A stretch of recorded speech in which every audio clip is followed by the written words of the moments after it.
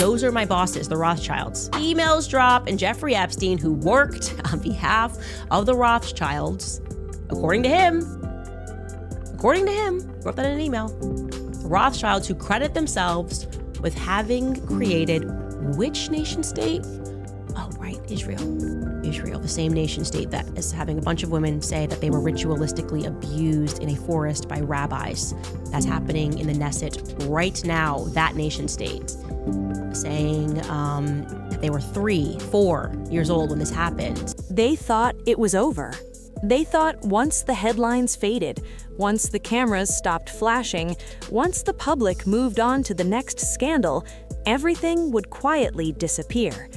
But it didn't, because just when people assumed the Epstein story had burned out, two voices stepped back into the spotlight, and this time they weren't whispering, they were naming names. And if we found 6 men that they were hiding in 2 hours, imagine how many men they are covering up for in those 3 million files. When Candace Owens and Joe Rogan started digging into the latest Epstein file leaks, something shifted. This wasn't just political commentary. This wasn't just conspiracy talk. This felt personal. Because according to both of them, a new list is quietly circulating. Not just flight logs, not just old court documents. I just don't think we really knew until we saw those files come out. Yeah. And then you go, oh, well, there's no denying it now. My position on this completely shifted. But a list of celebrities who have suddenly gone silent. Celebrities who canceled interviews, celebrities who stopped posting, celebrities who stepped away from red carpets, celebrities whose publicists are suddenly unavailable. And here's the twist. Nobody is officially charging them with anything. Would you want to do a series on Epstein? He asked me this about 2 months ago. And what I heard was, would you like to die? But they're hiding. And when people with platforms as massive as Candace and Rogan start asking why, the silence gets louder than any accusation ever could. It's over. The Epstein case has been officially closed, my friends. He actually didn't even have a client list that he used for black. To understand why this moment feels different, you have to go back. Before the podcast clips, before the trending hashtags, before the new list. You have to remember who Candace Owens and Joe Rogan were before all of this collided. Candace built her brand on confrontation. She never cared about stepping into uncomfortable territory. Whether people loved her or hated her, they listened. Alarming. The DOJ may be releasing the list of Jeffrey Epstein's clients?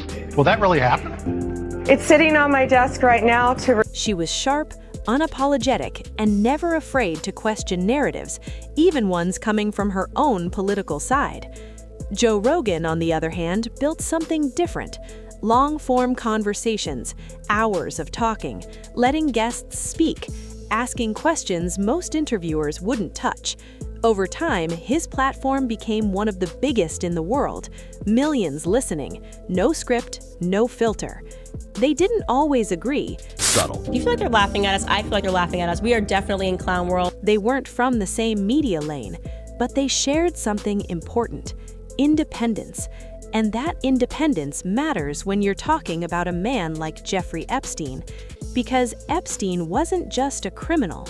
He was connected. Hollywood, politics, finance, academia. Congressman Massey and I went to the Department of Justice to read the unredacted Epstein files. We spent about 2 hours there, and we learned that 70 to 80% of the files are still... People like Bill Clinton had their names mentioned in connection with flight logs. Prince Andrew faced public scrutiny and lawsuits. Even billionaire figures like Bill Gates were questioned about meetings. Some denied wrongdoing, some settled cases, some went quiet. And that's where the pattern begins. In fact, there were 6 wealthy, powerful men that the DOJ hid for no apparent reason. When Congressman Massey and I pointed this out to the Department of Justice, they acknowledged their mistake.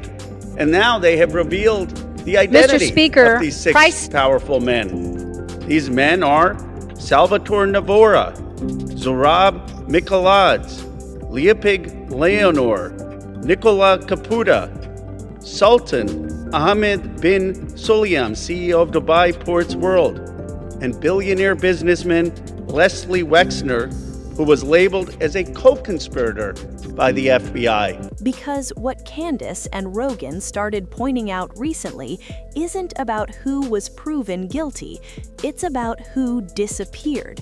What nobody expected was how coordinated it felt. Within weeks of the newest document discussions resurfacing online, certain celebrities started moving differently. Well, I don't know, right? So I'm just guessing. Everybody wants to say he was working for the Mossad. He very well could have been. He could have been working for the CIA.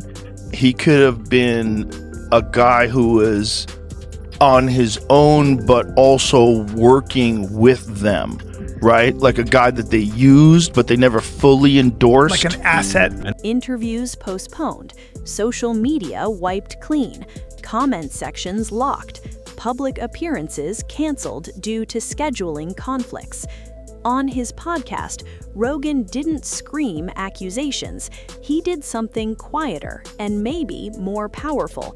He asked, why are they all going dark at the same time? That question hit harder than any claim. Candace echoed it on her platform. Just noted the pattern. And that's what the crazy thing about the Epstein leaks today. The one email And we're here. that said that Bill Gates wanted to get from him antibiotics to give to Melinda because he got syphilis. She said she had been hearing from sources, not tabloids, not anonymous trolls, but insiders who noticed publicists scrambling behind the scenes.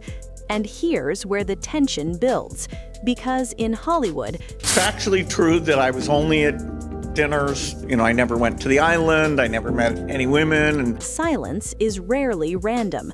Stars don't just disappear during award season. They don't cancel press tours without financial consequences. They don't risk brand deals unless there's something bigger at play. But here's the twist. No official charges were filed against these new list names. I also met Jeffrey Epstein exactly one time. Did you? Yes, because I wanted to see who this man was. And I regretted it from the second I stepped in the door. He was abhorrent.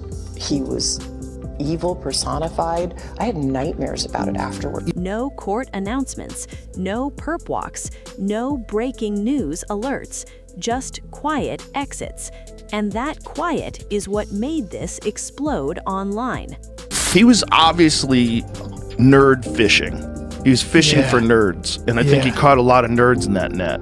There's a lot of those 100%. Guys that wound up going to that island. They probably thought, this is great. We get to party. Rogan reportedly referenced conversations with industry contacts who described panic energy. Lawyers advising clients to lay low. Managers urging stars to avoid live interviews where unexpected questions could surface. Candace hinted that the fear isn't necessarily about criminal charges. Maybe where our government, with all of their resources, is failing, I don't know, maybe it will be up to us. So what can I say, guys? It's about association, because even being mentioned in proximity to Epstein's social circles carries weight now. And in today's world, perception can destroy a career faster than a conviction. Think about it. Brands don't wait for verdicts. Studios don't wait for trials. I'm in the files for not going. Huh? Yeah, I'm in the files for not going because Jeffrey Epstein was trying to meet with me. Streaming platforms don't wait for juries. If a name trends for the wrong reason, contracts disappear overnight. That's the new reality. And that reality has created something fascinating and unsettling.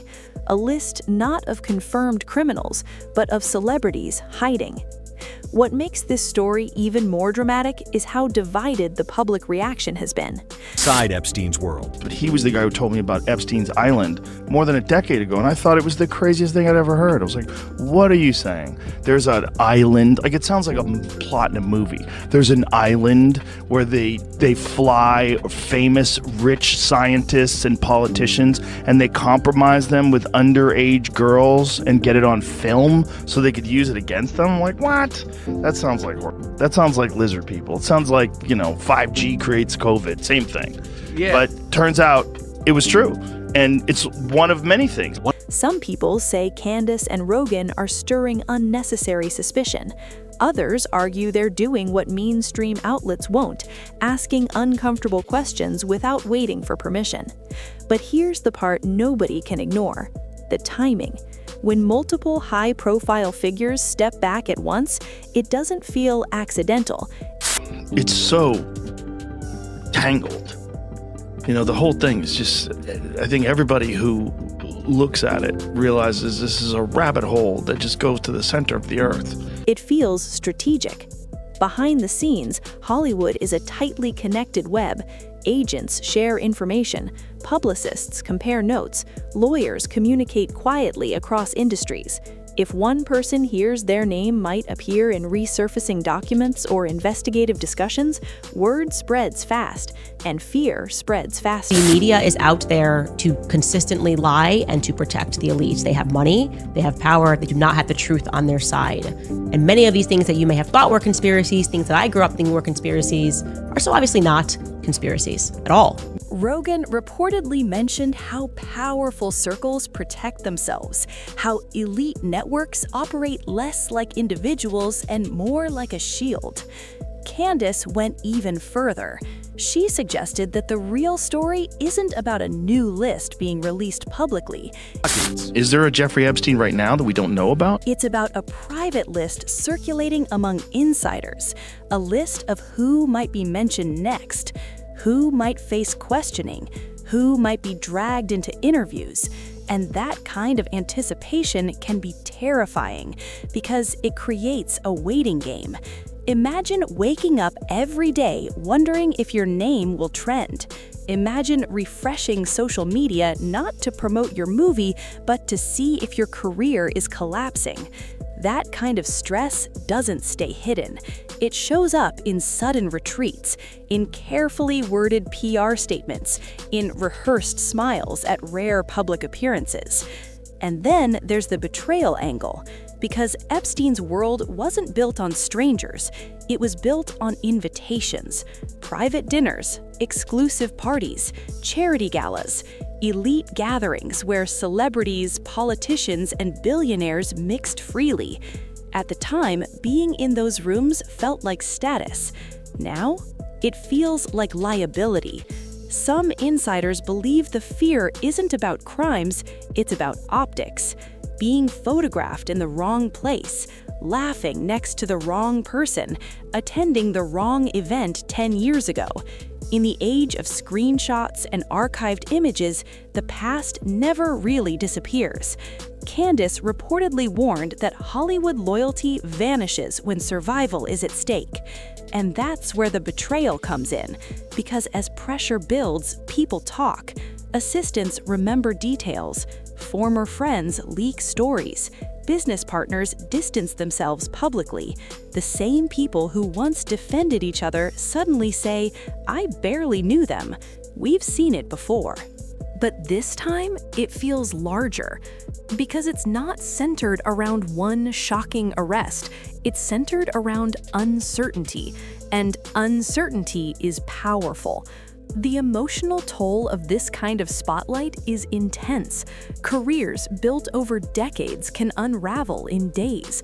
Families get dragged into headlines. Children see their parents' names trending for the wrong reasons. Spouses face questions they never signed up for. Even if someone is never charged with anything, the cloud lingers. And that cloud changes everything. There's also a deeper psychological layer here. Epstein represented power, access, money, influence. Being invited into his circle once signaled importance. Now it signals danger. That shift is brutal. For celebrities who built identities around exclusivity, suddenly being linked to scandal feels like public exile. And that's what Candace and Rogan keep circling back to. Not just guilt, but exposure. Because exposure is permanent, and in the digital age, nothing fades completely. What makes this story emotionally gripping isn't just the potential wrongdoing, it's the unraveling of image.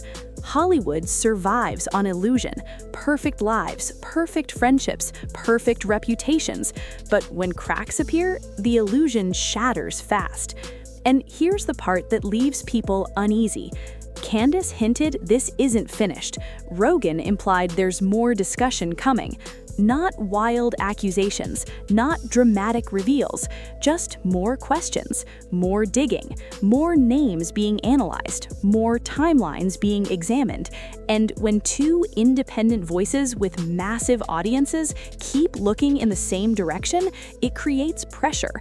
Pressure on celebrities to respond, pressure on media outlets to cover it, pressure on insiders who thought silence would protect them. The real ending to all of this isn't about a courtroom, it's about accountability in the court of public opinion. Maybe some of the celebrities hiding have done nothing wrong. Maybe they're just avoiding chaos. But the silence still speaks. Because when confidence disappears, people notice. And when people notice, narratives shift. The real question isn't who will be arrested next.